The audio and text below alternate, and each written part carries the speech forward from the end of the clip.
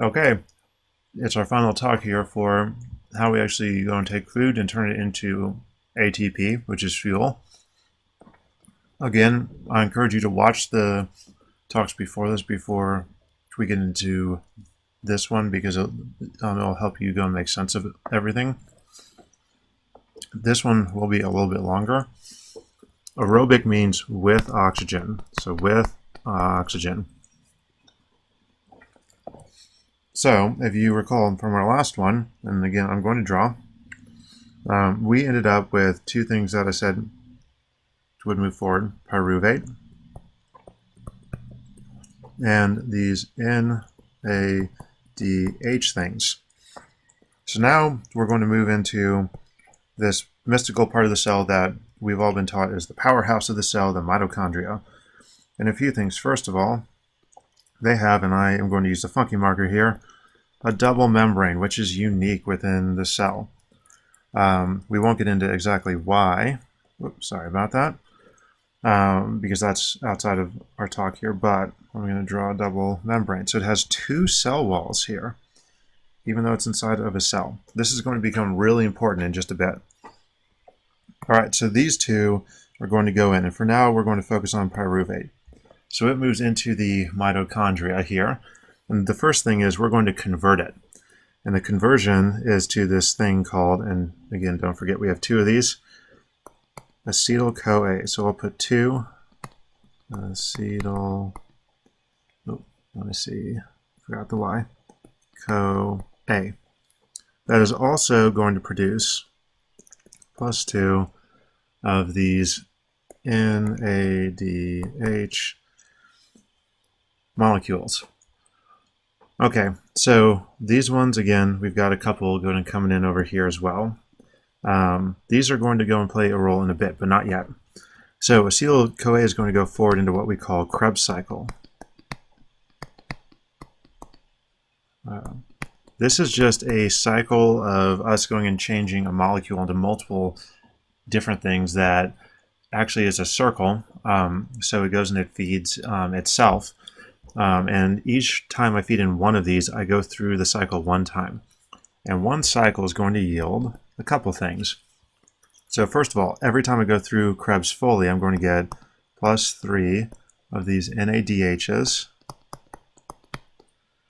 plus 1 of a new thing called FADH2, which is similar to this first one in that it's moving just these hydrogens around, and I'm going to get plus 1 ATP. All right, so again, we've made a little bit more fuel here. ATP is always a good thing. In fact, before I forget, we got 4 ATP out of the first bit of this, but we also lost 2 ATP because we needed those. So we go through Krebs twice, which means we get this times 2. All right, so now we're down to this point where we've just got a bunch of these, what we call a proton carrier, moving about. So if I go and look total, we get +6 here in ADH, because 3 times 2, +2 FADH 2s. And if we add everything up, if I look, I've got 2 here, 2 here, 6 here, and that's going to give me for 1 glucose, so 1, I'll put GLU equals +10 NADH and +2 FADH. All right, so these ones, before I forget, let's go and finish our math. Okay, these guys are going to go forward, these two, into what we call oxidative phosphorylation, which is a mouthful. Oxidative, meaning with or using oxygen. Phosphorylation. So we're going to use oxygen to rephosphorylate the ATPs that have begun to break down. This, in my opinion, is the coolest part of this entire thing, because what these are going to do is we're going to do what's called a shuttle and push the hydrogen ions in between the two membranes. And from here, we get to use the coolest protein in our body.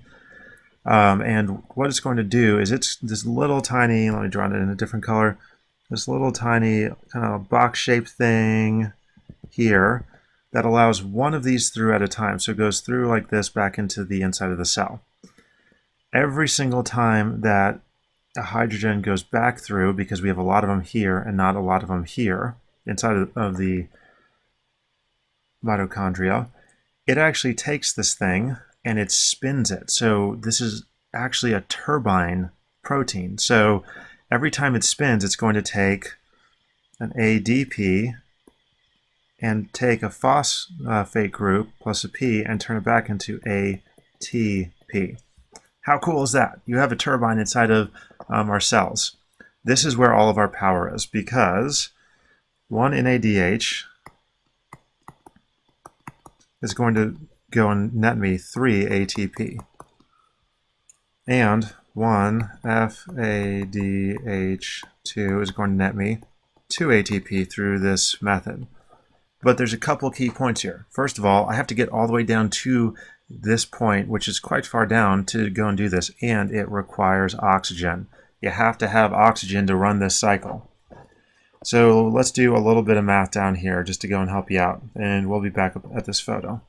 So 1 glucose is going to end up with, and again, I wouldn't put this above 10 NADH, which equals 30 ATP, right? Because one of these equals 3, plus 2 FADH, 2s, which equals 4, because one of these equals 2 ATP. I'm going to also gain on top of that, if I go up here, 2 ATP here and 4 ATP here. So that's plus 6 ATP that I just gained, period. So that's obviously 6 ATP. And from that, I need to subtract the 2 ATP that I used to prime the glucose in the first step, so minus 2, which, if I go and take this as a grand total, equals about 38 ATP. There is some range in this because these two right here are not always 10 and 2. It could be 8 and 4. It could be a range of things. So 38 is what we call ideal. One molecule of a carbohydrate here in glucose yields 38 ATP. Last, very, I promise, last thing here. What about fats? So where do fats go and come into play? Well, the first thing is, you can probably guess glycolytic only involves glucose, which is not a fat. So therefore, fats are actually going to have to get broken apart into free fatty acid groups, which we'll just go and mark it as FFA, and they have to be brought into the cell and then brought into, and we'll just do a line here, into the mitochondria, where we have a conversion process that goes and turns it into acetyl-CoA. So all of this stuff beforehand can't happen because it can't go through all that stuff. All it does is we're going to break down this chain into these and then follow the same cycle through here. So Krebs cycle, all that type of stuff. The difference here, which is big for us, is that one free fatty acid is going to yield hundreds of ATPs. So they're really energy dense. They can make a lot of this stuff. It's why we prefer to use fats, is because we have a lot of fat and it makes a lot of ATP. Here's the one problem we have, though, which is what I'll go and leave you with. Fat is not efficient. This stuff requires more oxygen to break down than glucose. More O2 than glucose.